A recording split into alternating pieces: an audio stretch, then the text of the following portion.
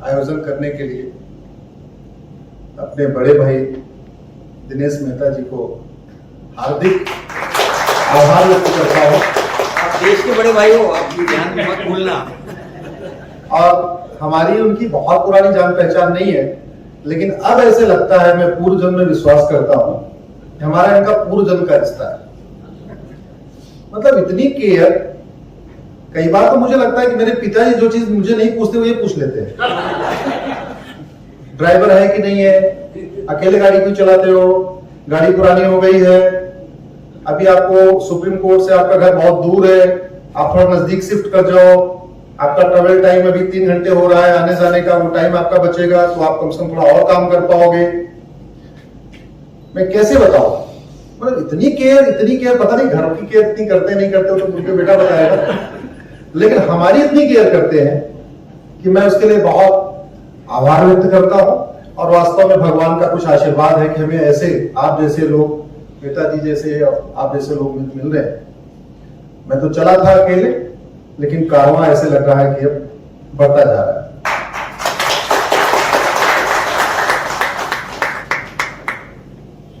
जिस हॉल में हम बैठे हुए हैं, इस हॉल को देख के क्या क्या बात समझ में आती है। एक तो इसका मिस्त्री बहुत अच्छा रहा होगा, बात समझ में आती है, मिस्त्री बहुत अच्छा रहा होगा। एक बात समझ में आती है, इसका जो नक्शा जिसने बनाया होगा वो भी बहुत अच्छा रहा होगा। लेकिन क्या इतने से हॉल अच्छा बन सकता है क्या? अगर इसका बिल्डिंग मटेरियल खराब रहा हो तो, इसका ये जो वुडवर्क किया है वो अगर गड़बड़ हो तो अब तक दीमक लग जाती। मेरा ये कहना है कि डॉक्टर कितना ही अच्छा हो, अगर दवा घटिया होती है तो बीमारी ठीक नहीं होती। मिस्त्री कितना ही अच्छा हो, आपका अगर बिल्डिंग मटेरियल खराब है, अच्छा भवन, अच्छी बिल्डिंग नहीं बन सकती। इंजीनियर कितना ही अच्छा हो, अगर मशीनी गड़बड़ है तो अच्छा प्रोडक्ट सामने नहीं आ सकता। मैं भी इंजीनियरिंग बैकग्राउंड का हूं, वकालत तो मैंने बाद में किया। बेसिकली मैं इलेक्ट्रिकल इंजीनियर था पहले, फिर मुझे लगा कि इंजीनियरिंग करके बात नहीं बनेगी तो मैं इंजीनियरिंग छोड़ दिया। फिर मैं वकालत करके इस पेशे में आ गया, और इस पेशे में आया था बस यही काम करने के लिए जिस काम के लिए आज मेहता जी ने हमें बुलाया हुआ है, और कोई पैसा वैसा कमाने नहीं आया था इस पेशे में। एक बात तो तय है कि बहुत दिनों के बाद हमें एक अच्छा प्रधानमंत्री मिला है, इसमें सब लोग सहमत हैं? जरा जोर से बोलिए। वर्तमान प्रधानमंत्री से ज्यादा मेहनती आपने प्रधानमंत्री देखा? वर्तमान प्रधानमंत्री से ज्यादा ईमानदार प्रधानमंत्री? वर्तमान प्रधानमंत्री से ज्यादा पैशनेट प्रधानमंत्री, जो कुछ न कुछ कर गुजरना चाहते हैं। तो हम सबकी भी ड्यूटी है कि हम जो कर सकते हैं, यहां जितने लोग बैठे हैं, एक समझ ले सब लोग कुछ न कुछ कर सकते हैं। कोई समय दान कर सकता है, कोई धन दान कर सकता है, कोई अपनी एक्सपर्टीज डोनेट कर सकता है। जैसे मेरे साथ वो आज सामने बैठे हुए, जरा एक बार खड़े हुए, गौरव त्रिपाठी,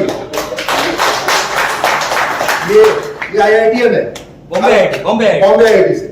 अब ये एक्सपर्टीज कर रहे हैं इसको लाइव करके, तो ये इन्हीं का ये डोनेट कर रहे हैं अपना। आप लोगों ने क्या डोनेट किया है उसमें मैं आभार व्यक्त करता हूं। आपने मुझे भी सम्मानित किया है, आर्थिक रूप से भी मुझे सम्मानित किया है, अर्थदान करके सम्मानित किया है। हर व्यक्ति कुछ न कुछ कर सकता है। अनूप जी आए थे, अपना इस तरीके से दान किए। रतन शारदा जी आए, अपना समय दान कर रहे हैं। हमारे सुदेश बेरी जी हैं, मित्र हैं हमारे, आपने सबने देखा होगा, सुपरस्टार यहाँ के रहे पहले अपने एक टाइम के आदमी है, सुपरस्टार, आज दिल से सुपरस्टार है, और पहले फिल्मों के भी सुपरस्टार हुआ करते थे। सिराज भाई आए हुए, वो नायक साहब आए हुए, हमारे विश्व हिंदू परिषद के राष्ट्रीय प्रवक्ता है। मेरा ये कहना साथियों कि जिस तरीके से अच्छे बिल्डिंग मटेरियल के बिना अच्छा घर नहीं बन सकता, अच्छी दवा के बिना इलाज नहीं हो सकता, वैसे ही अच्छे कानून के बिना अच्छा देश नहीं बन सकता।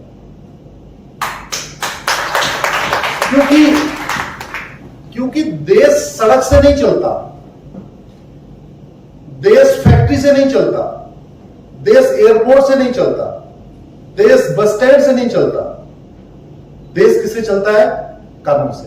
हम कहते हैं ना भारत में कानून का राज है, तो मैंने तो तकिया का नाम हमारा, भारत में रूल ऑफ लॉ है। भारत में कानून का राज है। तो जिस चीज से देश चल रहा है अगर वही घटिया है तो फिर चलेगा अच्छा कैसे? जैसे जीवन के लिए सबसे ज्यादा जरूरी है अच्छा भवन, अच्छा घर, लेकिन अच्छे घर से ज्यादा जरूरी है अच्छा भोजन। एक दिन घर नहीं होगा, एक आध हफ्ते ऐसे गुजार लेंगे कहीं पेड़ के नीचे गुजार लेंगे, भोजन चाहिए। अच्छे भोजन से ज्यादा जरूरी पानी। एक हफ्ते भोजन नहीं मिलेगा काम चल जाएगा, पानी पी के रह लेंगे, लेकिन जल चाहिए। अच्छे जल से भी ज्यादा जरूरी है अच्छी हवा। घर के बिना काम चल सकता है, भोजन के बिना काम सकता है, पानी के बिना काम चल, शुद्ध हवा के बिना काम नहीं चल सकता। नाले पे बैठा दे 3 दिन के लिए, 3 दिन के बगल में क्या होगा, हालत खराब हो जाएगी। लोग गटर में जाते हैं, कई बार होता है दम घुट जाता है, खत्म हो जाता है। हमारे कानून वैसे नाले के समान हो चुके हैं। हमारे कानून सड़े हुए, वो बने नहीं थे हमें भारत में, भारत के लोगों के लिए बने ही नहीं थे। कल मैं रतन शारदा जी यहां रहते हैं हीरानंदानी में, पवई में, कल मैं उनके साथ बैठा हुआ था तो पता चला कि इनका पुरानी बात बताने लगे कि यहां बॉम्बे में मकान किराए पे देके खाली कराना अपने आप में ऐसे लगता है कि एक बहुत बड़ा एक काम है। तो मैंने देखा कि भाई क्या चक्कर क्या है, तो पता चला बॉम्बे रिकवरी एक्ट 1853 चल रहा है यहाँ पे। Bombay rent free state act 1852। तो हम जो भारत यहाँ बॉम्बे के अंदर जो किराए का आप मकान देते हो, उस किराए के मकान का जो कोर्ट में जब मैटर जाता है तो उसकी सुनवाई 1853 में जो कानून था उससे होती है। अभी ये संस्था बन गई फोरम फॉर लीगल रिफॉर्म, अभी इसका रजिस्ट्रेशन नहीं हुआ है। अब जब मेहता इसका रजिस्ट्रेशन कराने जाएंगे तो उस कानून का नाम है सोसाइटी रजिस्ट्रेशन है 1860, 1860 वाले कानून से इसका रजिस्ट्रेशन होगा। ठीक है, हमारे थाना, हमारा तहसील, हमारा एसपी, हमारा डीसीपी जिस कानून से चलता है वो 1860 में बना था, उसको कहते हैं इंडियन पिनल कोड। हमारी जो पुलिस काम करती है पूरे देश की, वो कानून बना था 1861 में, मैकाले ने बनाया था। हमारे जो मंदिरों को कंट्रोल किया गया 1863 में कानून बना के कंट्रोल किया गया। जो लोगों के तलाक होते हैं कि अभी मेहता जी ने बोला तलाक लेना अपने आप में बहुत बड़ा टेढ़ा काम है, वो कानून 1869 में बनाया गया था। बॉम्बे में जितनी सिविल कोड चलती हैं 1800 वो भी 1869 के कानून से चलती हैं। जो हमारी कोर्ट फी है कि कितनी कोर्ट फी लगेगी वो 1870 का कानून है। पेंशन कैसे मिलेगी, आप लोग आप लोग फैक्ट्री में अलग पुरानी पेंशन तो बंद हो गई है, तो नहीं तो वो कानून 1871 का है। गवाहों के बयान किस कानून से होंगे वो 1872 का है। अगर आप दो लोग मिलकर कॉन्ट्रैक्ट करते हैं, मिलकर बिजनेस करते हैं, वो कानून 1872 का है, उसका नाम है कॉन्ट्रैक्ट एक्ट 1872। इसके अलावा प्रॉपर्टी का डिस्प्यूट 1874 वाले कानून से चलेगा। अगर कोई ट्रस्ट बनाते हैं तो कानून 1882 का है। प्रॉपर्टी ट्रांसफर करते हैं तो 1882 का कानून है। पावर ऑफ अटॉर्नी पे कुछ जमीन देते हैं या घर देते हैं, घर लेते हैं, वो कानून 1882 का है। सूट वैल्यूएशन, जमीन की कितनी कीमत आ रही है, वो कानून 1887 का है। गार्जियन वार्ड 1890 का है। जेल कैसे चलेगी, वो कानून 1894 का है। अभी कोरोना चल रहा था तो कोरोना के लिए कानून चल रहा था, वो पैंडेमिक एक्ट, वो 1894 का है, 1897 का है। हमारे जो कोर्ट बने हुए हैं कानून 1908 का है, सिविल प्रोसीजर कोड। तो कहने का मतलब सब कुछ हो गया लेकिन कानून नहीं बदला। जिससे देश चलता है वही पुराना है। 2G से 3G, 3G से 4G, 4G से भी 5G लॉन्च होने वाला है। हम मोबाइल का नेटवर्क बढ़ा रहे हैं, मोबाइल की स्पीड बढ़ा रहे हैं, मोबाइल को अप टू डेट कर रहे हैं, लेकिन जिससे देश चलता है उसको अपडेट नहीं कर रहे। और एक बात मैं पूरी जिम्मेदारी के साथ कहता हूं, सरकार जो भी काम करती है, इवन इतनी छोटी सी कॉन्फ्रेंस भी करती है तो उसमें भी कम से कम 50 लाख रुपए खर्च हो जाते हैं। मंत्री जी का भाषण भी इतने में होता है तो कम से कम 50 लाख खर्च हो जाते हैं। एक ही काम है जो फ्री में हो सकता है, वो है कानून बनाना। सरकार अगर 5 किलोमीटर सड़क बनाएगी, ज्यादा ज्यादा 5 लाख लोगों को फायदा होगा, लेकिन कम से कम 500 करोड़ का खर्च होगा, नहीं होगा? होगा जरा बोलिए जरा। कानून बनाने में क्या खर्च आएगा? कानून बनाने में क्या खर्च आएगा? मेहनत करना पड़ेगा ना उनको लिखने के लिए। अरे हमारे जैसे लोग देने के लिए तैयार बैठे हुए, हमारे जैसे लोग देने के लिए फ्री में तैयार बैठे हुए, हम बना के देने के लिए तैयार बैठे हुए। हमारा ये कहना है कि इस देश में जब तक कानून अच्छा नहीं होगा, तब तक वो अपेक्षित परिणाम नहीं आएगा जो जन भावना है, जो हम चाहते हैं। हम चाहते हैं ईज ऑफ लिविंग, हमारा जीवन आसान हो जाए। कैसे जीवन आसान हो जाएगा? 5 करोड़ मुकदमे चल रहे हैं तहसील से लेकर सुप्रीम कोर्ट तक। 5 करोड़ मुकदमे का मतलब 5 करोड़ परिवार। मुकदमा चलता है तो केवल जो तारीख पे जाता है वही थोड़ी टेंशन में होता है, उसकी पत्नी टेंशन में होती है, उसके फादर टेंशन में होते हैं, उसके बच्चे टेंशन में होते हैं। ऑन एन एवरेज अगर 5 आदमी का एक परिवार मानो तो भारत में 25 करोड़ लोग मुकदमे से टेंशन में। मैंने कनाडा का कानून देखा, रतन जी आपने वो कल एग्री बताया, वहां पे ये जो किराएदार वाला मुकदमा है, एक डेट पड़ती है, बस एक date, only 1 date, and that is within 30 days. आज आपने दाखिल किया, 30 दिन के अंदर डेट पड़ेगी। डेट उसके पहले ही मजिस्ट्रेट जो जज है उस आपके एग्रीमेंट की वेरीफाई करवा चुका होगा कि आपका एग्रीमेंट असली है कि नकली है। अगर आपका एग्रीमेंट असली है, उसी दिन डिसाइड कर देगा केस खत्म। नो गवाह, नो बयान, नथिंग। आपके एग्रीमेंट के हिसाब से ये था, आपको खाली करना था, खाली करके जाओ। आपको कहां रहना है, सड़क पे रहो, जंगल में रहो, जहां रहना रहो, आपने एग्रीमेंट किया था, खाली करके जाओ। एक दिन 30 दिन के अंदर मुकदमा खत्म होता है। हमारे यहां 30 साल लगते हैं, 30 साल लग जाते हैं, और कई बार तो सुप्रीम कोर्ट तक चला जाता है। मतलब मकान मालिक को बेचारे को जितना उसने किराया नहीं कमाया था, उससे ज्यादा वकील की फीस दे देता हूं। डिस्ट्रिक्ट कोर्ट लड़ेगा, हाई कोर्ट लड़ेगा, सुप्रीम कोर्ट लड़ेगा। साथियों, इस देश में 2 काम हो जाए। एक, हालांकि आजादी के बाद भी बहुत सारे घटिया कानून बने, लेकिन सारा काम एक साथ नहीं हो सकता है। केवल हम जो डेडलाइन लेके चल रहे हैं वो 15 अगस्त 1947 लेके चल रहे हैं, अंग्रेजों के द्वारा जो बनाए गए कानून थे, और उसके कारण भी है क्योंकि अंग्रेजों ने जो कानून बनाया वो इंटेंशनली ही बेकार बनाया। आजादी के बाद जो बने वो कुछ इंटेंशनली गड़बड़ बन गए, कुछ अनइंटेंशनली गड़बड़ बन गए। लेकिन जितने कानून मैकाले तक बने वो सारे बाकायदा प्लान्ड वे में बने। मैकाले यहां आया था भारत के गुरुकुलों को खराब करने, एजुकेशन सिस्टम को खराब करने। इसी बीच 1857 में मंगल पांडे की क्रांति हुई। भारत में एक लॉ कमीशन बनाया गया, जो लॉ कमीशन आज भी चलता है। मैकाले को लॉ कमीशन का चेयरमैन बनाया गया। उसको बोला तुम कानून बनाओ, और कानून बनाओ, इन लोगों को कानूनन अपराधी बनाओ। ऐसा कानून बनाओ कि वंदे मातरम का कोई वंदे मातरम बोले उसको उठा के जेल में ले जाए। ऐसा कानून बनाओ कोई भारत माता की जय बोले उसको भी जेल में ठूस दे।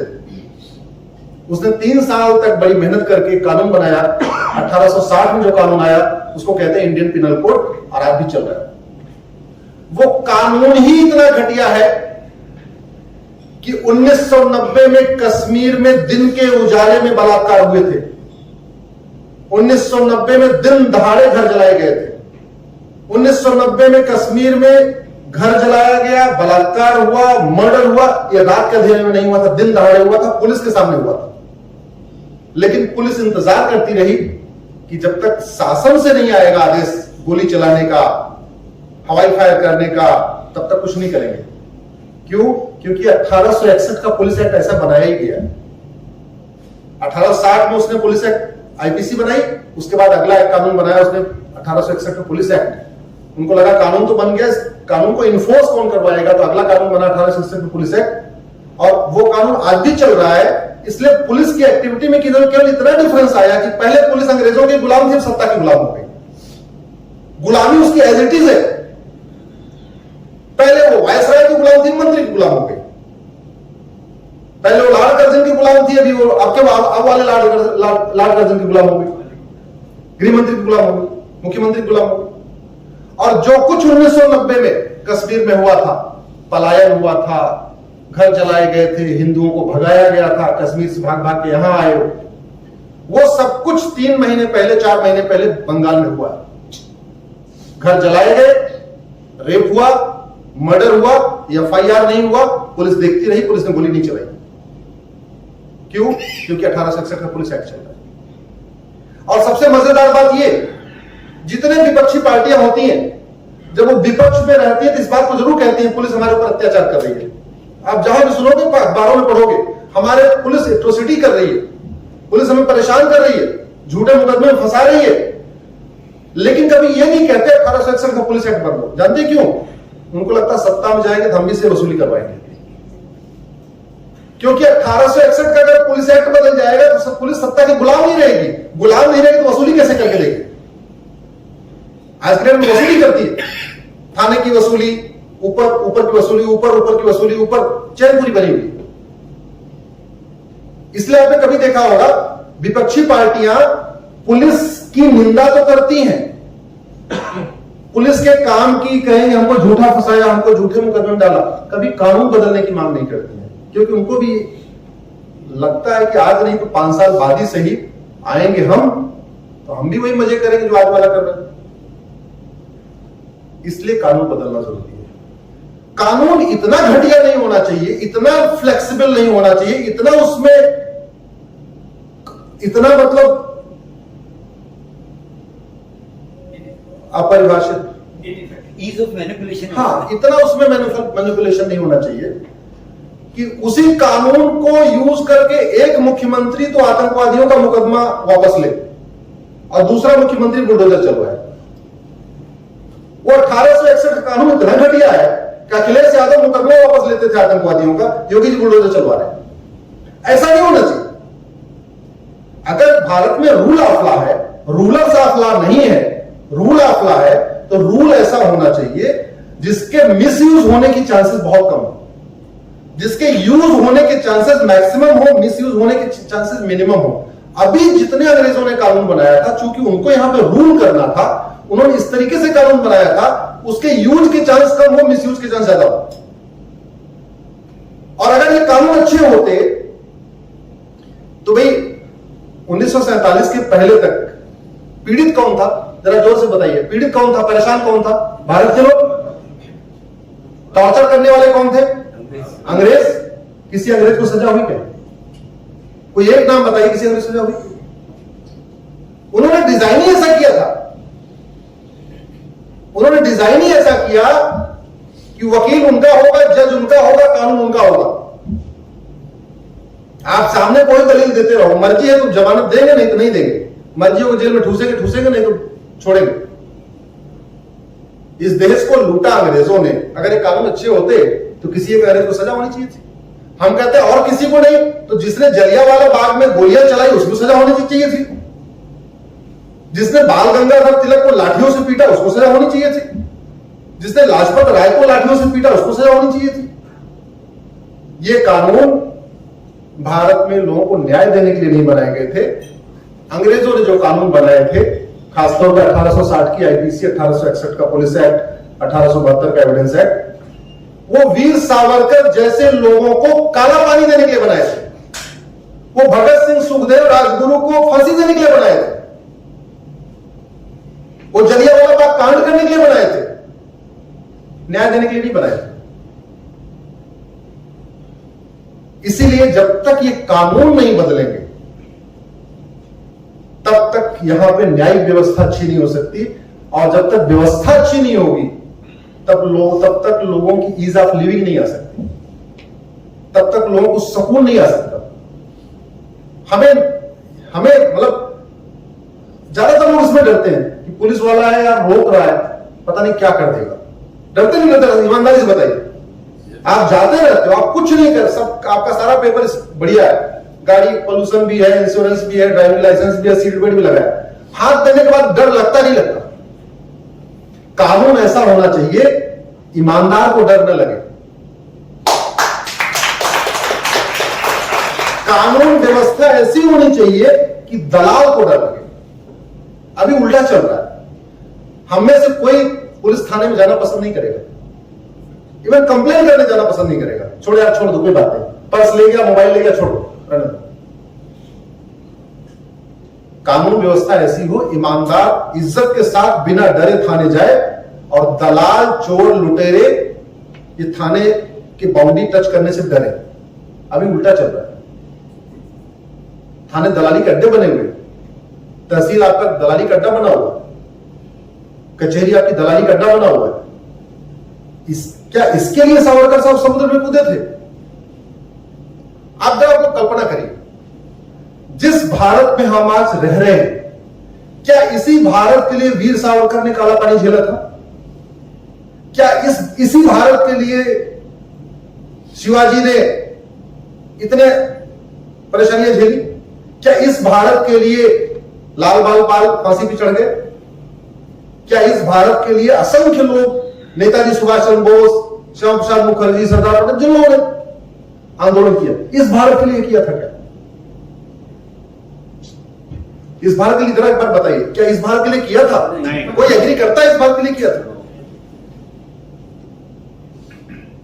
दो काम हो जाए, एक 15 अगस्त 1947 तक के कानून बदल दिए जाए, दूसरा ये जो कॉन्स्टिट्यूशन है इसको लागू कर दिया जाए। बहुत सारे लोग कहते हैं हिंदू राष्ट्र बनाओ, हिंदू राष्ट्र बनाओ, हिंदू राष्ट्र बनाओ।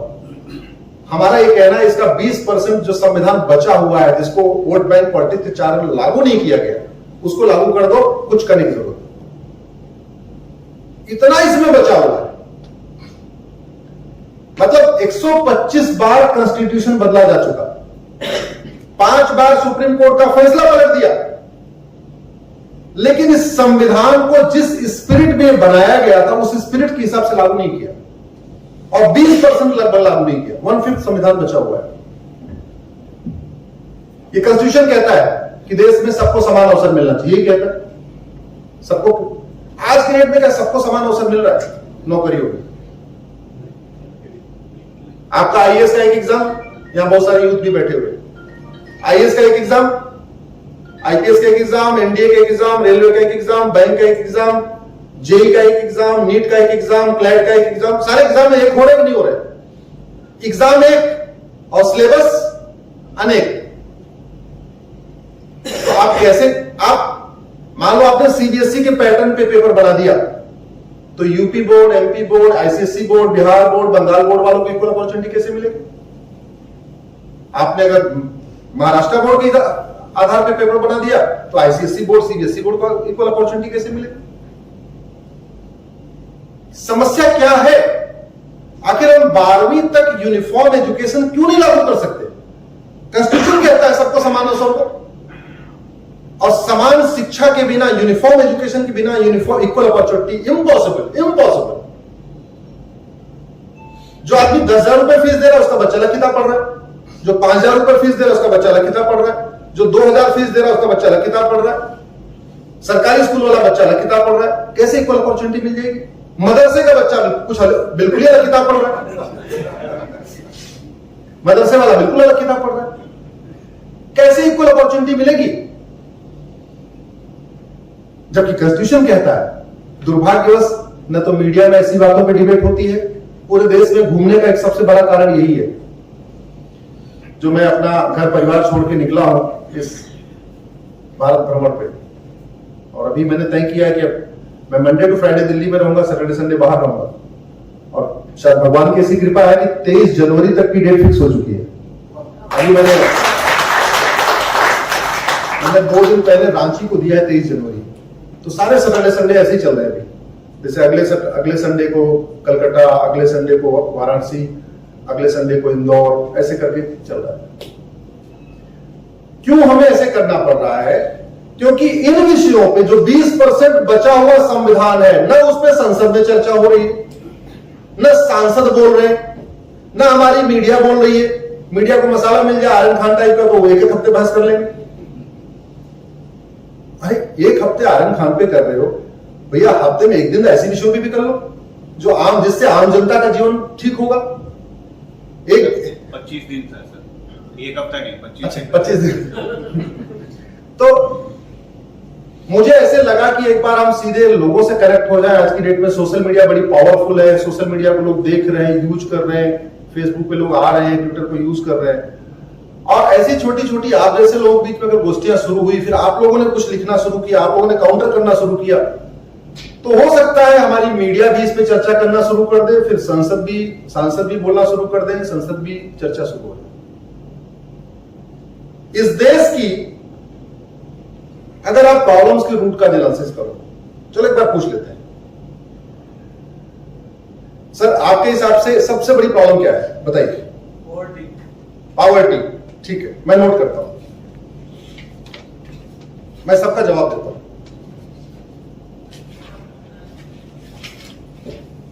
पॉवर्टी, आप बताइए। करप्शन, अच्छा, आप एजुकेशन जी, आप क्रिमिनलाइजेशन ऑफ पॉलिटिक्स, अपराध, ठीक है। आप सर कहां से वाले, अच्छा रिजर्वेशन, ठीक है।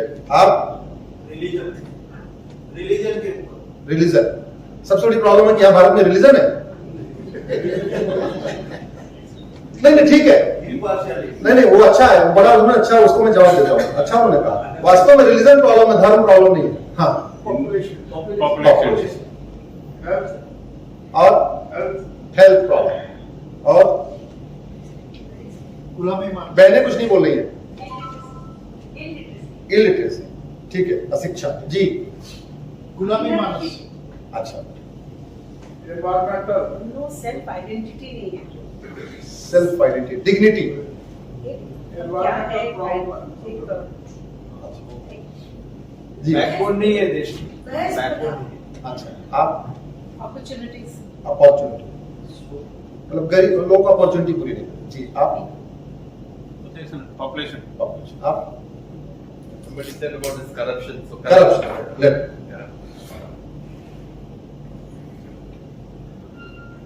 मैं कुछ बोलने जा रहा हूं, शायद आपको जवाब मिल जाए। भारत की प्रॉब्लम की आप रूट का एनालिसिस करिए तो 80% प्रॉब्लम का रूट काज है करप्शन और पॉपुलेशन एक्सप्लोजन। 80%। पॉपुलेशन के लिए आपको कानून बनाना पड़ेगा, लेकिन वो कानून तब तक सफल नहीं होगा जब तक करप्शन खत्म नहीं होगा। आपने पॉपुलेशन कंट्रोल लॉ बना भी दिया, करप्शन को नहीं खत्म किया, तो नसबंदी घोटाला हो जाएगा। एक नया घोटाला आया, नसबंदी घोटाला, कागज पे नसबंदी हो रही बस। और पॉपुलेशन और इन दोनों समस्याओं का इलाज इस कॉन्स्टिट्यूशन में है।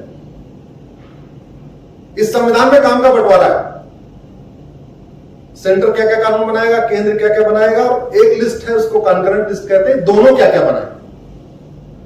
Population control and family planning इस कॉन्स्टिट्यूशन के शेड्यूल 7 आर्टिकल लिस्ट 3 में है। इसका मतलब केंद्र भी कानून बना सकता है, राज्य बना सकता है। मैं सांसदों से मिलना शुरू किया मैंने, भाई कानून बनाओ, कानून बनाओ। है कानून बन सकता है, क्या बात कर रहे हैं, ये तो बन ही नहीं सकता, ये तो फंडामेंटल राइट है, ये तो फंडामेंटल राइट वायलेट कर जाएगा। तो पता नहीं इस देश के लोगों को फंडामेंटल राइट पढ़ाओ नहीं पढ़ाओ, लेकिन जैसे बोलो जी तो फंडामेंटल राइट है हमारा। लीगल राइट अलग होता है, ह्यूमन राइट अलग होता है, फंडामेंटल राइट अलग होता है, तीनों अलग अलग चीजें हैं, लेकिन सबको मिक्स करके वो फंडामेंटल राइट तो नहीं मानते थे। फिर मैंने ये कॉन्स्टिट्यूशन की कॉपी 200 खरीदी, 200, इसमें फ्लैग लगाया उस पेज पे जहां लिखा है population control and family planning. फिर मैंने सांसदों को जा के दिया। जरा सोचिए 200 सांसदों को पकड़ना मैं कुएं में क्या पकड़ना 200 सांसदों को पकड़ के उनका टाइम लेके उनको मिलके उनको कॉन्स्टिट्यूशन देना, उनको दिखाना, ये हमने किया। तब भी नहीं, उसका फायदा हुआ कि कुछ सांसदों ने बोलना शुरू किया, कुछ सांसदों ने बोला हाँ भाई जनसंख्या नियंत्रण कानून बनना चाहिए। उनको मैंने डाटा दिया, फैक्ट दिया, फिगर दिया, थोड़ा बोलना शुरू किया, लेकिन मुझे लगा बात बनेगी नहीं।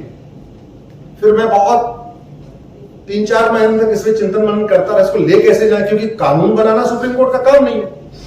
डर ये भी था कि जाए सुप्रीम कोर्ट कहीं डिसमिस न कर दे, तो अगर डिसमिस हो जाएगी तो कहीं अच्छा, ये देखो हम पहले कह रहे थे जनसंख्या नियंत्रण कानून नहीं बन सकता है, तो सुप्रीम कोर्ट ने डिसमिस कर दिया। तो बड़ा रिसर्च करने के बाद मैं गया और भगवान की कृपा आप मित्रों का वो था कि मेरी पिटीशन सुप्रीम कोर्ट में एडमिट हो। मैंने उसमें मांग किया कि जिसके 2 से ज्यादा बच्चे हैं उसके चुनाव लड़ने, पार्टी बनाने, पार्टी पदाधिकारी बनने पर बैन होना चाहिए। जिसके 2 से ज्यादा बच्चे हैं उसको कोई सब्सिडी नहीं मिलना चाहिए, और जिसके 2 से ज्यादा बच्चे हों उसका राइट टू वोट छीना जाना चाहिए। ये मैंने उसमें मांग करके किया। सुप्रीम कोर्ट एडमिट कर लिया, सरकार को नोटिस जारी कर दिया। अब नोटिस जारी करने के बाद थोड़ा सा पहिया जो एकदम थमा हुआ था वो थोड़ा हिलना शुरू हुआ, थोड़ा घूमा।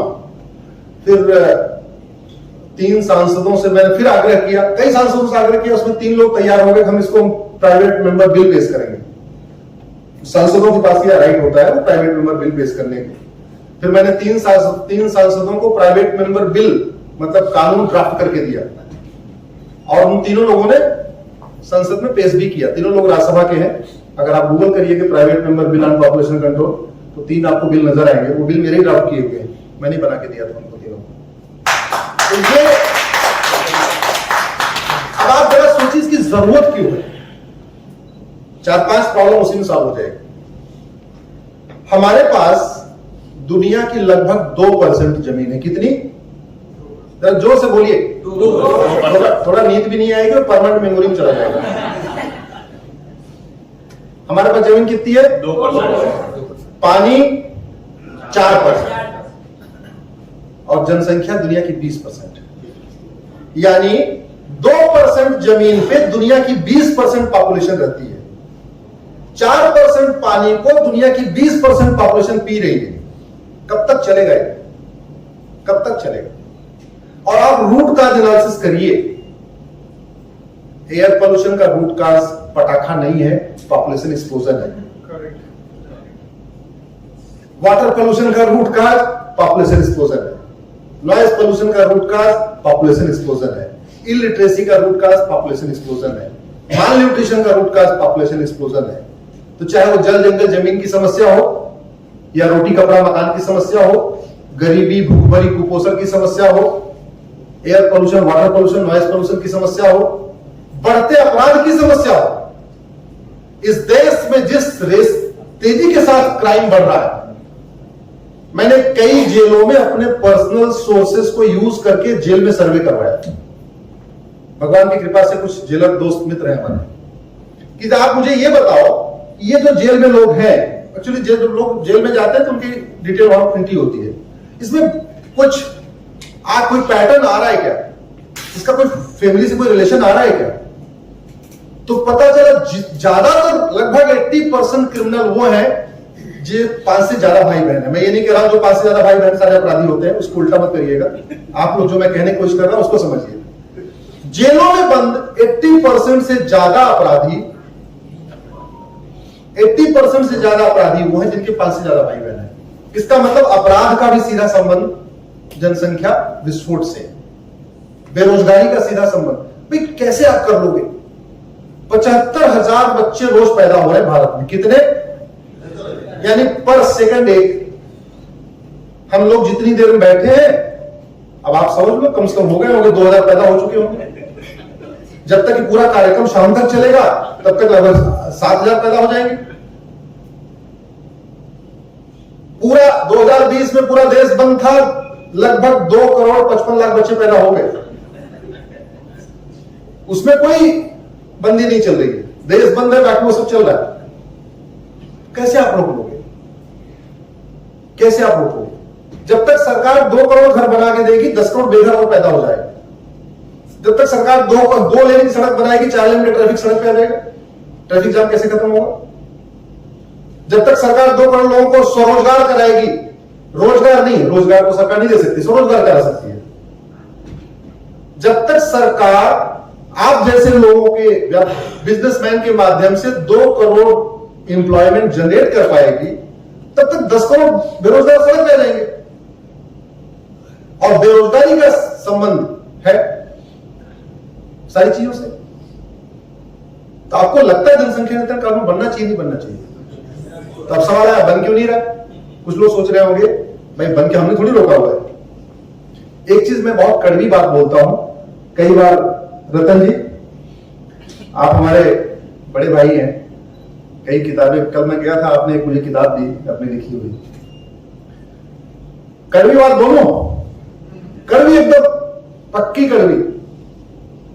इस देश में कानून दो ही काम के लिए बनते हैं, या तो वोट के लिए या तो नोट के लिए।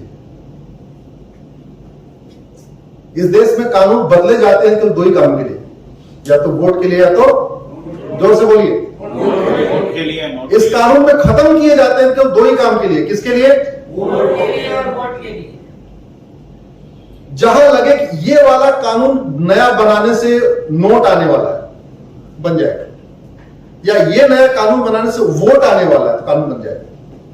मैं आपको थोड़ा बिटर ट्रुथ बता रहा हूं। अब जनसंख्या नियंत्रण कानून बनने से नोट आएगा क्या? अब ये अगर वोट का मुद्दा हो जाए, लगे कि जनसंख्या नियंत्रण कानून नहीं बनाएंगे तो वोट हमारा, वोट नुकसान हो जाएगा, वोटर हमारे नुकसान हो रहे हैं, वोटर हमारे गुस्से में है, ये नोटा नहीं दबा बैठे, ये जाए ही ना, तब जनसंख्या नियंत्रण कानून बना।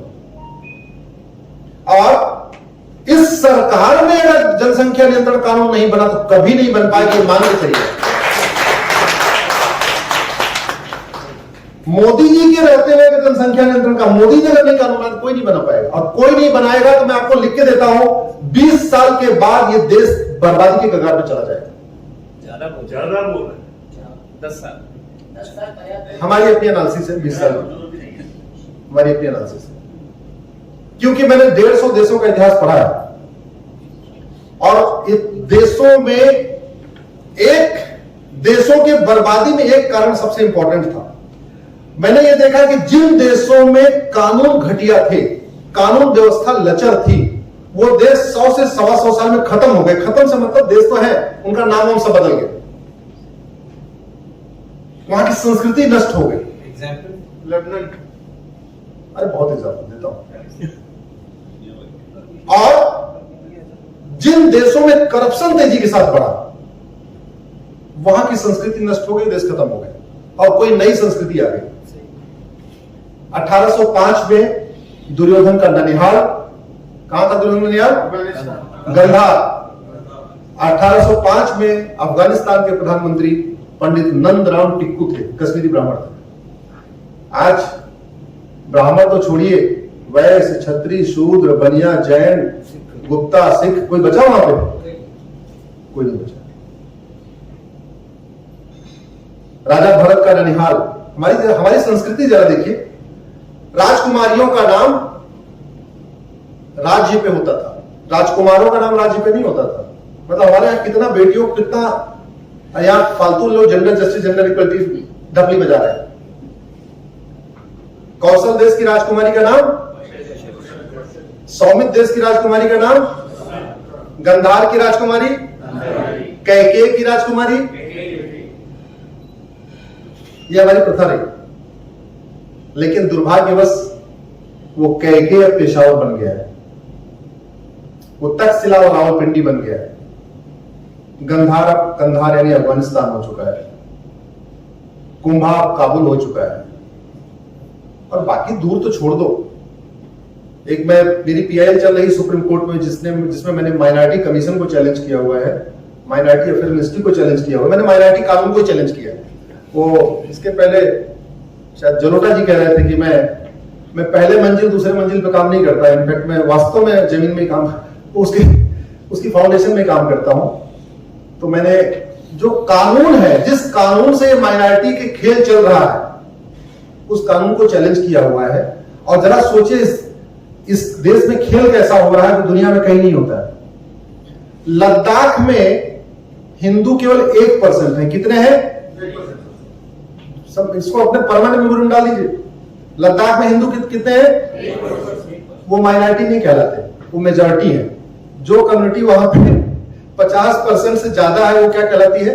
माइनॉरिटी। छोटे बच्चे से पूछो भैया 1 बड़ा है कि 50, तो कह देगा कि 50 बड़ा है। लक्षद्वीप में हिंदू केवल 2% है। कितने? मुस्लिम है 97, माइनॉरिटी कहलाते हैं मुस्लिम, हिंदू नहीं। ऐसा खेल दुनिया में कहीं नहीं चलता। ये भारत में चल रहा है, उसको मैंने चैलेंज किया वाशिंगटन को। मिजोरम में हिंदू कितने? 2%। वो माइनॉरिटी नहीं कहलाते, क्रिश्चियन 88% है, माइनॉरिटी कहलाते। नागालैंड, नागा सभ्यता जहां से शुरू हुई, भीम की ससुराल, हिडंबा वहीं की रहने वाली थी, घटोत्कच वहीं पैदा हुआ नागालैंड में। राजस्थान में जो खाटू श्याम मंदिर बना है बर्बरी, वो बर्बरी का पूरा बचपन नागालैंड में बीता। उस नागालैंड में हिंदू 8% है, क्रिश्चियन 88% है। कैसे हुआ? मैंने फिर से कहा था, जिस देश में करप्शन बढ़ा है उस देश वहां की संस्कृति नष्ट हो गई, वहां कुछ नया है। इस देश में कन्वर्जन का जो सबसे बड़ा खेल चल रहा है वो पैसे से चल रहा है। कुछ लोग एफसीआरए के जरिए आ रहा है, कुछ लोग हवाला के जरिए आ रहा है। और करप्शन खत्म करने का, जैसे कैंसर का इलाज आसानी से नहीं होता। बुखार के लिए तो आपको ठीक है, 2 टैबलेट खा लिया, पैरासिटामॉल किया, एंटीबायोटिक ले लिया, बुखार ठीक हो गया। लेकिन करप्शन, कैंसर हो गया थोड़ी ऐसे चलेगा। कैंसर में तो कम से कम 7-8 तरीके की दवा, टैबलेट चलती है, सुबह शाम खानी पड़ती है, फिर कीमोथेरेपी भी होती है। पूरी दुनिया में आप उठा के देख लीजिए, जितनी बड़ी करेंसी है उतना ज्यादा करप्शन है। जिन देशों की करेंसी छोटी है वहां करप्शन कम है, जिन देशों की करेंसी बड़ी है वहां करप्शन ज्यादा है। जब तक 100 रुपए से बड़ी नोट बंद नहीं होगी तब तक भारत में करप्शन खत्म नहीं होगा। 2016 में प्रधानमंत्री जी ने बहुत अच्छा इनिशिएटिव लिया था, लेकिन उसमें थोड़ा सा बदलाव और हो गया होता तो शायद परमानेंट इलाज हो गया होता। आशा करता हूं जल्दी परमानेंट इलाज हो जाएगा। इनफैक्ट वो नोटबंदी नहीं हो तो नोट बदली हो गई। There is a difference between नोटबंदी एंड नोट बदली। मानते नहीं मानते? चलो आप बताओ, 2016 में नोटबंदी हुई थी या नोट बदली हुई थी? नोट बदली। सोच के बताओ। डिमोनेटाइजेशन हुआ था या करेंसी एक्सचेंज हुआ था? एक्सचेंज हुआ। भारत में नोटबंदी की जरूरत है, नोट बदली की नहीं। 100 रुपए से बड़ा नोट परमानेंट बंद करने की जरूरत है। क्यों? क्योंकि जितने भी सनातन विरोधी, मैं जब मैं उसको देश विरोधी कहूंगा आप उसको सनातन विरोधी अपने आप समझ लेना, मैं बार बार सनातन विरोधी नहीं कहूंगा। जितने भी देश विरोधी काम होते हैं सब पैसे से होते हैं, सबकी फंडिंग हवाला के जरिए होती है। आप लोग मुंबई में हवाला को अच्छी तरीके से समझते हैं। अटैची में, जिस अटैची में 100 रुपए के नोट रखने से 1 करोड़ आएगा, उसी अटैची में 2000 नोट रख दीजिए, कितना करोड़ हो गया? 20 करोड़। अब बताइए, हवाला बढ़ा, हवाला घटा? हवाला अगर, और वैसे भी अगर आप लोग अखबार में पढ़िए, जहां जहां छापा पड़ता है, किसी छापे में आपने 100 रुपए की नोट देखी क्या? कभी किसी छापे में 100 रुपए की नोट देखी आपने? 50 की देखी? वो गांधी जी नजर आते हैं 500, 2000। बहुत सीरियसली मैं बता रहा हूं, इस देश में नोटबंदी की जरूरत है। और वो ये डिसीजन बहुत टफ है, तो हम सब मिलके इसको मांग करेंगे तो सरकार के लिए करना आसान हो जाएगा। मैं फिर से कह रहा था, टफ डिसीजन 2 काम के लिए होते हैं। पिछली बार हुई, बहुत अच्छा रहा, सारी जो स्क्रैप माल था निकल गया, नकली वाला माल निकल गया, असली वाला माल बचा।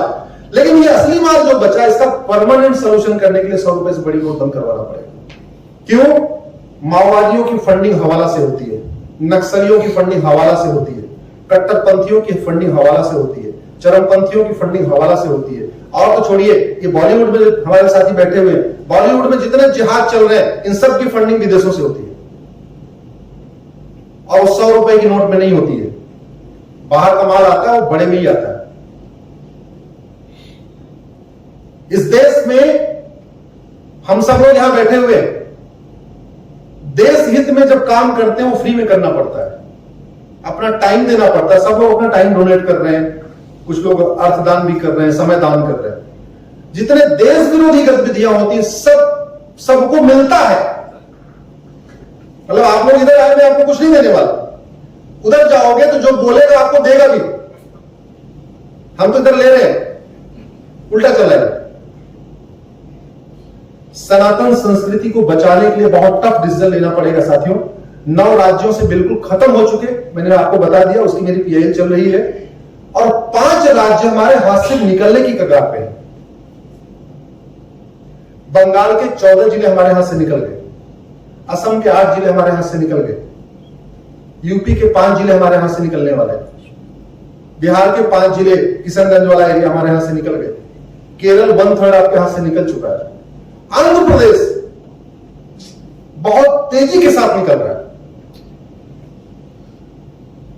तो मैं आप सबसे यह आग्रह कर रहा हूं, खासतौर पे जितने यहां पे पेरेंट्स बैठे हुए हैं, आप अपने बच्चों की चिंता करते हो, इसको अच्छा सा घर दे दूं, घर में लीकेज ना हो, सीपेज ना हो, आराम से 50 साल मौज मस्ती के साथ रहे, फ्री रहे, इसका भविष्य पूरा सेफ सुरक्षित हो जाए। आप अपने उस बच्चे के बारे में भी सोचो कि 20-30 साल के बाद इसको कुछ गलत नहीं फेस करनी पड़ेगी, इसको कश्मीर के तरीके पलायन तो नहीं करना पड़ेगा। अरे कश्मीर के जो पेरेंट्स थे वो क्या, उन्होंने अपने बच्चों का सुरक्षित भविष्य किया था। पाकिस्तान में जो बचे हुए थे उन्होंने भविष्य सुरक्षित किया था, क्या जरूरत थी?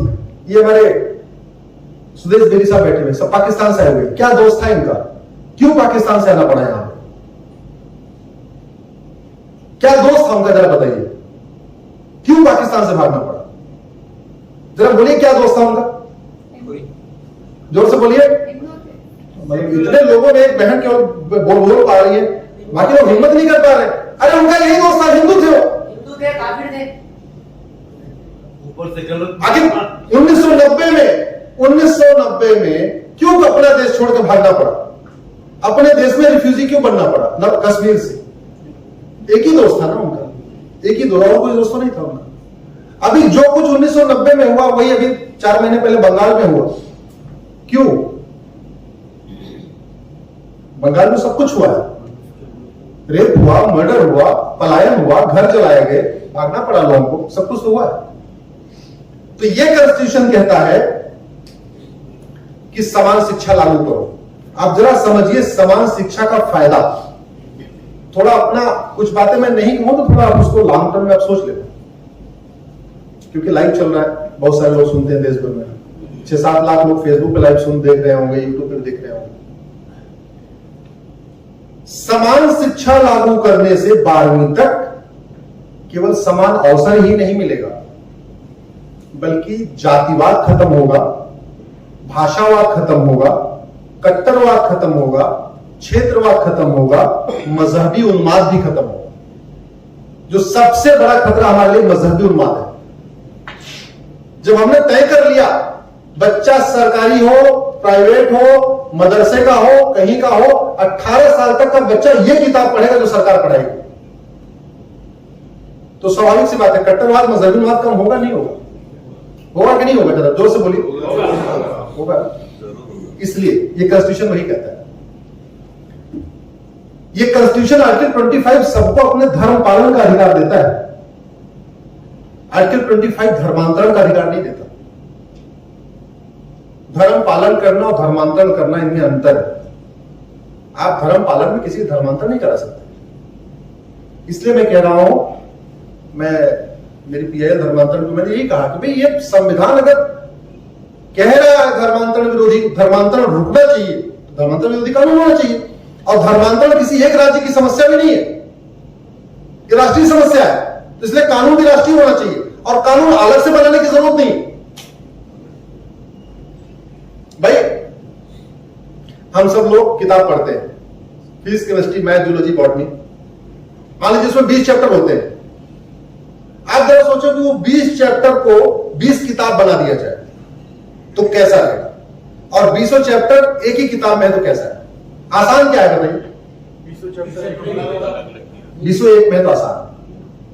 हम डायरी रखते हैं, अगर जनवरी फरवरी की अलग अलग डायरी बना दे, 12 डायरी बना दे, उसको मेंटेन करना आसान है? या 12 महीने एक ही उसमें रखा तो आसान है? क्या आसान है? हमने क्या किया है, कानूनों का मकड़जाल बना दिया। इस देश में 2 कानून चाहिए, एक इंडियन पिनल कोड, एक इंडियन सिविल कोड। ये धर्मांतरण घुसपैठ के लिए कानून की जरूरत नहीं है। एक कानून चाहिए अपराध के लिए, इंडियन पिनल कोड, एक कानून चाहिए नागरिक अधिकार के लिए, Indian civil code. Chapter wise, जैसे हम फिजिक्स, केमिस्ट्री, मैथ पढ़ते हैं, चैप्टर होता है, chapter 1, chapter 2, chapter 3, chapter 4, chapter 5 पढ़ते जाते हैं, ऐसे आप बना दीजिए। ऑफेंस रिलेटेड टू रिलीजन एक चैप्टर, धर्मांतरण उसी में आ गया। ऑफेंस रिलेटेड टू करप्शन, जितने भी भ्रष्टाचार के अपराध हैं, घूसखोरी, जमाखोरी, मिलावटखोरी, कालाबाजारी, मुनाफाखोरी, सारा उसी में आ गया। मानव तस्करी, नशा तस्करी, हमने क्या किया? घूसखोरी का अलग कानून, जमाखोरी का अलग कानून, मिलावटखोरी का अलग कानून, कालाबाजारी का अलग कानून, मुनाफाखोरी का अलग कानून, नशा तस्करी का अलग कानून, मानव तस्करी का अलग कानून, सोना तस्करी का अलग कानून, गौ तस्करी का अलग कानून। इतने कानून बना दिए, पुलिस वाले को नहीं पता कितने कानून है। कई बार तो हम लोगों को भी नहीं पता होता है। आप लोगों को, आम कॉमन मैन को कैसे पता होगा कितने कानून है? हमारे जैसे लोगों को गूगल पर रिसर्च करना पड़ता है, इसका देखिए कानून कौन सा है। अगर एक इंडियन पिनल कोड बना दे, उसी में सारे अपराध, भाई घुसपैठ भारत में अवैध तरीके से आना अपराध है ना, उसके अलग से कानून क्यों चलिए? उसी आईपीसी में एक चैप्टर डाल दीजिए, ऑफेंस रिलेटिंग टू इन्फिल्ट्रेशन। जितने भी धर्म के से संबंधित अपराध हैं, ऑफेंस रिलेटिंग टू रिलीजन। इसलिए एक नई इंडियन पिनल कोड बनाने की जरूरत है। तो हम ये जैसे 250 कानूनों की लिस्ट है, दोबारा 250 कानून नहीं बनाने पड़ेंगे, दोबारा हमें 4-5 कानून बनाने पड़ेंगे। उदाहरण के लिए, हमने अगर एक इंडियन सिविल कोड बना दिया, तो उसमें आपके कम से कम 50 कानून मर्ज हो जाएंगे। एक इंडियन पिनल कोड बना दिया, 50 कानून उसमें मर्ज हो जाएंगे, तो आपके 100 कानून खत्म हुए और कानून कितने बने? 2। जितना इजी होगा, जितना नॉर्मल हो, जैसे पहले इनकम टैक्स का फॉर्म था, आप लोग भरते रहे होंगे, पहले 14 पढ़ने का था, फिर 12 पढ़ने का, फिर 8 पढ़ने का, होते होते आगे ना 4 पढ़ने का आगे 80 पेजेस। हाँ नहीं, अच्छा वो तो जीएसटी की बात कर रहे हैं आप, ठीक है। जितना ज्यादा इजी होगा, जितना जितना ज्यादा वो क्या कहते हैं, सहज सरल, उतना ज्यादा उसकी इंप्लीमेंटेशन आसान हो जाएगा। अदरवाइज भाई वो जो थानेदार है वो बीए पास है, जो सिपाही हवलदार है वो 12वीं पास है। आप क्या आशा करते हो कि 12वीं पास जो हवलदार है वो इतने कानूनों का बोझ समझे, उनको पढ़े और उसके बाद लागू करे? उसको जो समझ में आए वही करता चला जाए। ये कानून कहता है कि भारत में यूनिफॉर्म सिविल कोड होना चाहिए।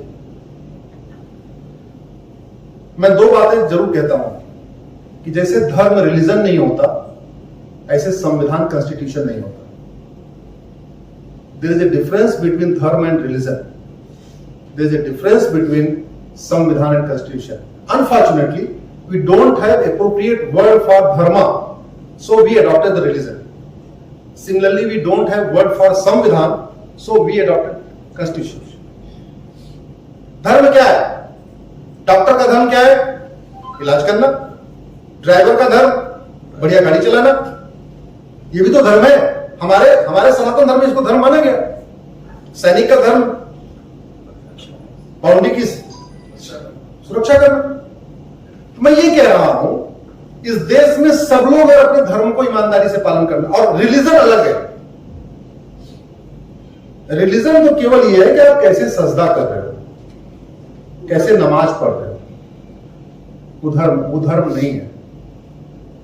धर्म है, प्रोफेसर का धर्म है सर्वोत्तम तरीके से, बेस्ट तरीके से बच्चों को टीचिंग करना।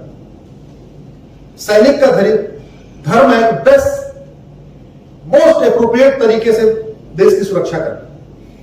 डॉक्टर का धर्म है सर्वोत्तम इलाज करना, वैसे सांसद का धर्म है सर्वोत्तम कानून बनाना।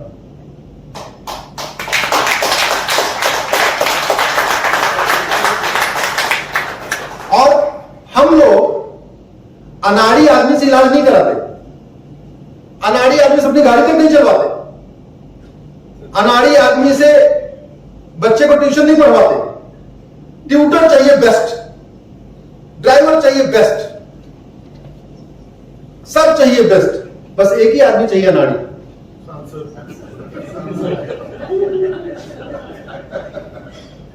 हम ही चुनते होंगे, मतलब जिससे आपको पूरा देश चलवाना है वो अनाड़ी चलेगा। ड्राइवर, अगर हम इतने सेल्फिश हो चुके हैं, हम कितने सेल्फ मिस्त्री घर बनवाते हैं, मिस्त्री अच्छा कोई बात नहीं, ये 500 के नहीं 600 रुपए दिहाड़ी, लेकिन मिस्त्री अच्छा होना चाहिए। इलाज कराएंगे, ये 500 की नहीं 600 रुपए फीस ले, डॉक्टर अच्छा होना चाहिए, एक ही बार जाओ दवा दे दे, बस बुखार ठीक हो जाए, दोबारा डॉक्टर पास जाना ही ना पड़े। लेकिन सांसद ऐसा चाहिए, मतलब आपको लगता नहीं कि हम कितने सेल्फिश हो चुके हैं। हम इस हॉल वालों के लिए नहीं कह रहे हैं, सबके लिए कह रहे हैं, क्योंकि सब लोग सुन रहे हैं इसको। आप एक चीज अच्छी तरीके से समझ लीजिए, जिस दिन जनता जाग गई, और जागरण ना तो ऊपर से होता है ना नीचे से होता है, ये जो आप लोग जो बैठे हैं ना, यही लोग जागृत लोग हैं। आप लोग हमें सुनने आए, इसका मतलब जागृत है, तो स्पष्ट हो गया। हालांकि मेहता जी ने काफी मेहनत किया होगा, शायद इसलिए भी आए होंगे। लेकिन जो राह दिखाते हैं, रास्ता दिखाते हैं, मैं टीम अन्ना में भी था, अन्ना आंदोलन में मैं था उस समय। मैं बीजेपी में बाद में आया हूं, मैं आम आदमी पार्टी का संस्थापक हूं, फाउंडर रहा हूं। रास्ता हमारा अलग हो गया, इसलिए मैं इधर आ गया। तो वो जो टीम अन्ना आंदोलन चला, उसको मिडिल क्लास नहीं चलाया था, मिडिल, अपर मिडिल और HIG। एलिट नहीं चलाया, LIG चला नहीं सकता, वो अपने काम में बिजी है, EWS चला नहीं सकता, BPL चला नहीं सकता, वो अपने अपने दिहाड़ी में व्यस्त है। बेसिकली जो किसी मूवमेंट को आगे बढ़ाते हैं, वो यही क्लास करता है। मेरा इस क्लास से आग्रह है, आप लोगों के माध्यम से, पूरे जितने लोग इस समय देख रहे हैं, कि आप इस चीज को समझो कि जब हमें हर चीज बेस्ट चाहिए, तो हमें सांसद बेस्ट क्यों नहीं चाहिए, हमें विधायक बेस्ट क्यों नहीं चाहिए। सांसद को कॉन्स्टिट्यूशन में कहते हैं लॉ मेकर, कानून निर्माता। मतलब एक्टर अच्छा चाहिए, बढ़िया एक्टिंग किया हो, 300 रुपए देते हैं 3 घंटे का, उनको लगता है मजा आ जाए, ऐसी एक्टिंग होनी चाहिए एक्टर की। चलो एक्टर भी बढ़िया चाहिए, एक्ट्रेस भी बढ़िया चाहिए, बस सांसद विधायक कोई भी चल जाए, जिससे देश चलवाना, जिससे कानून बनवाना, वो कोई भी चल जाएगा। यूनिफॉर्म सिविल कोड का विषय चल नहीं पा रहा था, कई सारी PI डिसमिस हो गई थी, तो मैंने US का, UK का, सिंगापुर का, कई देशों का मैंने यूनिफॉर्म सिविल कोड पढ़ा, काफी टाइम लगा, 1 महीने मैंने यही काम किया। तो पढ़ने के बाद एक मुझे रास्ता नजर आया, कई बार भगवान भी ऐसे रास्ता नजर दे देते हैं। मेरा एक तरीका है कि जब मैं पिटीशन ड्राफ्ट करता हूं, तो सुबह मैं जब पूजा करके उठता हूं, जैसे सारी पिटीशन तैयार हो जाती है, जनरली 5-6 बार मैं 5-6 ड्राफ्ट बनाता हूं। एक ड्राफ्ट बनाता हूं, प्रिंट आउट निकाला, उसको करेक्शन किया, लेकिन फाइल नहीं करता जब तक इधर से आवाज नहीं आती। और जनरली वो आवाज आती है मेरे जब सुबह मैं पूजा करके उठता हूं तब। तो एक दिन आवाज आई, मुझे ऐसे लगता है सबकॉन्शियस माइंड में शायद कुछ चलता भी है, क्योंकि वो रात में कई बार सपने में चीजें आ जाती हैं। एक दिन मैं पूजा करके उठा, नहीं ये प्रेयर तो गड़बड़ है, ये तो डिसमिस हो जाएगा, इसको ऐसे करो, इस यूनिफॉर्म सिविल कोड को टुकड़े टुकड़े कर दो, क्योंकि यूनिफॉर्म सिविल कोड पहले कई बार डिसमिस हो चुकी है, अलग अलग लोगों ने किया था। तो मैंने यूनिफॉर्म सिविल कोड को 5 टुकड़े बना दिए। यूनिफॉर्म सिविल कोड की जो पहली कंडीशन होती है, लड़के लड़की की शादी की उम्र बराबर होनी चाहिए। हमारे देश में हिंदू के लिए तो 18 साल लड़की की है और लड़के की 21 है, मुस्लिम में कोई एज ही नहीं है। तो यानी जब तक इधर शादी होती है तब तक 2-4 बच्चे हो जाते हैं। कहां से पॉपुलेशन कंट्रोल होगा? तो मैंने पहले PI फाइल किया यूनिफॉर्म एज ऑफ मैरिज। उसमें WHO का कुछ रिसर्च मिल गया। WHO कहता है कि 20 साल के पहले प्रेगनेंसी बहुत खतरनाक है आज की परिस्थितियों में। कुछ फिजिशियन थे, एमिनेंट फिजिशियन, उनके मुझे आर्टिकल मिल गए जो कह रहे हैं कि 20 साल के पहले फिजिकली आदमी मैच्योर नहीं होता, लड़का लड़की। साइकेट्रिक एक आर्टिकल मिला जिसमें उन्होंने कहा कि मेंटली मैच्योर नहीं होता। तो बड़ी सीधी सी बात है, 20 साल के पहले लड़का और लड़की न फिजिकली मैच्योर, न मेंटली मैच्योर, न फाइनेंशियली इंडिपेंडेंट, बाप पे डिपेंड, टोटली डिपेंड। और दुनिया के 125 देशों में यूनिफॉर्म हो रखा है, तो चलो भारत में क्यों ढूंढा उसको? तो मैंने वो PI फाइल किया, वो एडमिट हो गई। वो एडमिट हो गई तो थोड़ा सा मुझे और मोटिवेशन आया काम करने के बाद। उन्होंने कहा चलो एक एडमिट हो गई, फिर मैंने अगली PI फाइल किया कि ग्राउंड्स ऑफ डिवोर्स सबके यूनिफॉर्म होने चाहिए भारत में। अभी क्या हुआ, ट्रिपल तलाक तो खत्म हो गया, लेकिन अभी वहां और कई तरीके के तलाक है जो आप लोगों को नहीं पता। तलाके हसन, तलाके एहसन, तलाके सुन्नत, ऐसे और भी कई सारे वो सब चल रहे हैं खुला। इसके अलावा कई तरीके के निकाह होते हैं, उसको मुता, मिस्यार, ऐसे ऐसे कई चीजें हैं, वर्ड यूज होते हैं। मुझे लगा ये भाई ये नाइंसाफी मुस्लिम बेटियों के साथ क्यों होनी चाहिए? एक तो आप उनकी छोटी उम्र में शादी कर दे रहे, देश दुनिया नहीं देख पा रही, कॉलेज नहीं जा पा रही, तो यूनिफॉर्म एज ऑफ मैरिज होनी चाहिए, वो एडमिट हो गई। फिर मुझे लगा कि देश की सभी बहन बेटियों का जो डिवोर्स है वो एक प्रोसेस से होना चाहिए, एक प्रोसीजर होना चाहिए। अभी क्रिश्चियन का अलग चल रहा है, पारसी का अलग चल रहा है, हिंदू का अलग चल रहा है, मुस्लिम में डिवोर्स का कोई प्रोसेस ही नहीं हो। तो बस इतना अंतर आया कि पहले एक ही बार में तलाक तलाक तलाक करना था, अभी आपको 10 दिन रुक के करना है। आज कह दो तलाक, 10 दिन बाद फिर तलाक, 10 दिन बाद फिर तलाक। तो मैंने फिर दूसरी पीएल फाइल किया यूनिफॉर्म ग्राउंड्स ऑफ डिवोर्स पे, वो एडमिट हो गई। फिर थोड़ा और मोटिवेशन आया सर, फिर मैंने तीसरी पीएल फाइल किया यूनिफॉर्म मेंटेनेंस, गुजारा भत्ता एक समान। अब आप सोचो बॉम्बे में अंधेरी में एक ही फ्लैट में मान लीजिए एक हिंदू बेटी रह रही है, एक मुस्लिम बेटी, एक पारसी, एक ईसाई, एक ही फ्लैट में। एक फ्लैट से मतलब अगल बगल, स्वाभाविक सी बात है रेंट सबका बराबर होगा, लेकिन गुजारा भत्ता में जमीन आसमान का अंतर। जब गुजारा भत्ता गुजर बसर करने के लिए मिलता है, उसका नाम ही गुजारा भत्ता यानी गुजर बसर करने के लिए, तो वो हिंदू को ज्यादा क्यों, मुस्लिम को कम क्यों? मुस्लिम में गुजारा भत्ता नहीं है, तीन एक मेहर की रकम होती वो दे देते हैं बस।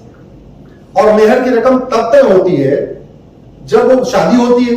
मान लो शादी के टाइम एक आदमी रिक्शा चला रहा था, उसकी आर्थिक स्थिति इतनी थी कि 5,000 मेहर की रकम फिक्स हो गई। 10 साल के बाद वो बड़ा बिल्डर बन गया, अब वो बन गया 5,000 करोड़ का। तो जब डिवोर्स होगा तो 5,000 उसको देना है, जो उस समय तय हुई। ये कौन सी बात है? तो फिर मैंने तीसरी पीएल फाइल किया यूनिफॉर्म मेंटेनेंस, सबका गुजारा भत्ता एक हो, वो भी एडमिट हो गई। उसके बाद फिर मैंने चौथी पीएल फाइल किया यूनिफॉर्म एडॉप्शन गार्डियनशिप, सबको गोद लेने का नियम आधार एक होना चाहिए, गोद लेने का नियम एक होना चाहिए, सबको गोद लेने का को राइट भी मिलना चाहिए। अभी मुस्लिम बेटियों को एडॉप्ट करने का राइट ही नहीं है, वो भी एडमिट हो गई। फिर मैंने पांचवी पीएल फाइल किया यूनिफॉर्म सक्सेशन इनहेरिटेंस। अभी क्या है, हमारे यहां बेटा नहीं है तो कोई बात नहीं, सारी प्रॉपर्टी बेटी को दे दिया, उधर ऐसा नहीं है, नहीं दे सकते। मतलब यूनिफॉर्म रतन सर, मैंने यूनिफॉर्म सक्सेशन का जो फाइल किया, विरासत का नियम, प्रॉपर्टी का राइट, मेरे पास पहला फोन कश्मीर के कुलगाम से आया। बोले सर आपने बहुत अच्छा काम किया। मैं क्या हुआ? बोले सर मेरे मामा नहीं है और मेरे नाना मुझे प्रॉपर्टी देना चाहते लेकिन दे नहीं सकते। तो हमने कहा फिर क्या होगा? बोले सारी वक्त में जाएगी। बोले सर आपने बहुत अच्छा काम किया। तो इस देश में आप जरा सोचो, संविधान की आड़ में बहुविधान चल रहा है। मैं डिफरेंस बता रहा था, संविधान दो शब्दों से मिलकर बना है, समधन विधान। ऐसा विधान जो सब पर समान रूप से लागू, उसको कहते हैं संविधान। अनफॉर्चुनेटली इस देश में संविधान नहीं बल्कि बहुविधान चल रहा है। हिंदू के लिए अलग विधान, मुस्लिम के लिए अलग विधान, पारसी के लिए अलग विधान, ईसाई के लिए अलग विधान। मेरा अपना ये मानना है कि अगर ये कॉन्स्टिट्यूशन लागू हो जाए तो ये भी इसी संविधान का पार्ट। इस देश में कितने लोग नशे से परेशान हैं। अभी मैं नशे की इसलिए बात कर रहा हूं कि अभी नशे का मैटर चल ही रहा है। आर्यन खाल को बेल मिल गई, आप सबको बहुत बहुत बधाई। एक राष्ट्रीय समस्या समाधान हुआ, बहुत बड़ी राष्ट्रीय समस्या चल रही थी। हाँ, नहीं सर, नोबेल मिला। आर्टिकल 47 कहता है संविधान का, ये सरकार की ड्यूटी है कि इस देश को नशा मुक्त राष्ट्र बनाए। अच्छा जरा मैंने उस समय कहा भी था, कुछ एडिटर्स वगैरह हमारे मित्र हैं व्यक्तिगत, उनसे मैंने कहा, हमने कहा यार जिस व्यक्ति को वो इतने बड़े बाप का वो रोज उसको 100 ग्राम हीरोइन दे सकता है, वो नशा करे न करे क्या फर्क पड़ता है? भारत में कम से कम 2 करोड़ पेरेंट्स अपने नशेड़ी बच्चों से परेशान हैं। 2 करोड़। इसका मतलब 2 करोड़ महिलाएं अपने नशेड़ी पतियों से परेशान हैं। तो लगभग 4 करोड़ बेटे और बेटियां अपने नशेड़ी पिता से परेशान हैं। हमने कहा तुम आर्टिकल 47 को भारत में इंप्लीमेंट करने की बात नहीं कर रहे हो, अरे उसकी चर्चा कर रहे हो जिसको न गौरी को कोई दिक्कत है, न साहू को कोई दिक्कत है, वो नशा पिए करे, क्या फर्क क्या पड़ता है? तुम उसमें चर्चा की जा रहे, चर्चा की जा रहे। यहां लोग, मुझे नहीं पता कि आप लोग कितने लोगों से मिले हो, मैंने ऐसे ऐसे परिवार देखे कि पत्नियां एकदम, मतलब उनकी स्थिति इतनी बुरी हो चुकी है, नशेड़ी, उनके जेवर तक बिक गए। और मैं गांव का रहने वाला हूं, मैं गांव में देखा 200 रुपए मनरेगा मिलता है, सुबह शाम को 200 मिलता है, घर पहुंचता है 50 को, 150 रास्ते में खत्म कर लेता है। तो सरकार इधर 200 देती है, उधर से 150 ले लेती है। सनातन धर्म के लिए सबसे बड़ा खतरा नशा है, और उसका लाइव एग्जांपल आपको बताता हूं। पंजाब बहुत तेजी के साथ कन्वर्ट हो रहा है।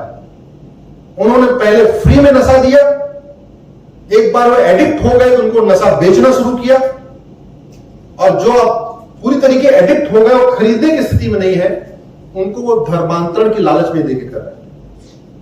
आदिवासी वाले एरिया में, छत्तीसगढ़ में, बस्तर में, उड़ीसा के जो आदिवासी एरिया है, वहां पे पहले चावल देके धर्मांतरण कराया जाता था।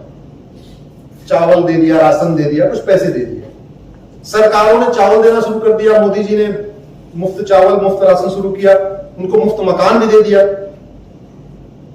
मोदी जी ने किया ना मुफ्त वाला पूरा स्कीम। अब उन्होंने नया किया है, अब उनको नशा दे रहे हैं, अब उनको नशेड़ी बना बना के कन्वर्ट करा रहे हैं। भाई किसी सबसे ज्यादा पक्की दोस्ती नशेड़ियों की होती है, पक्की। और एक आदमी बाकायदा इंटेंसली शराब पी रहा है, एक पर्टिकुलर टारगेट लेके, सामने वाली ऑडियंस भोली भाली है, उसने महीने 2 महीने नशा कराया, शराब पिलाया, खूब कराया, उसको बोला छोड़ यार ये फालतू है, मान जी कुछ नहीं होता यार, हम तो उधर हमने ये काम कर लिया, हमारा तो ये सब ठीक हो गया। बोले हाँ अच्छा ठीक हो गया, चलो हम भी कर लेते। पंजाब हमारे हाथ से निकलने वाला है, आंध्रा हम पहले कह रहे थे, आपको निकल गया। इतिहास गवाह है, जहां जहां नशा बढ़ा है वहां वहां सनातन खत्म हुआ है। जहां जहां कानून कमजोर हुए हैं, जहां के राजा लिबरल हुए हैं, वहां से सनातन खत्म हुआ है। जहां जहां भ्रष्टाचार बढ़ा है, वहां वहां सनातन खत्म हुआ है। और कहने को बहुत सारी बातें हैं, लेकिन मैं देख रहा हूं कि समय काफी हो चुका है, 4 बज गया है। मैं तो बस इतना ही कहना चाहूंगा, मैं रहूं या ना रहूं, ये अंग्रेजी कानून खत्म होना चाहिए।